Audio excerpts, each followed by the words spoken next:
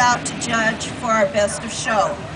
This is what he does for us. He's very good at what he does, and we're always happy to have him participate. The best of show this year is a 1957 Ford Thunderbird. It belongs to Mark Waldo.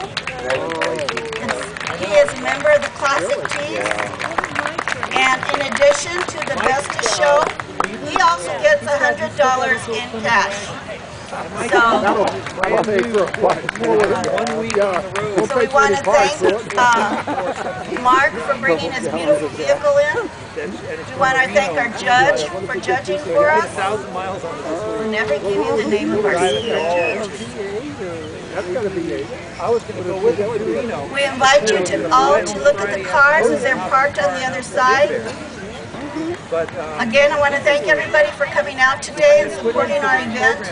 We still have the raffle prize for just the members that showed their cars here today. That was the red ticket you turned in. Did everybody turn in their red tickets? Okay. Also, you were given a goodie bag when you came into the show today. A little paper bag had goodies in it. There was a card in 4 of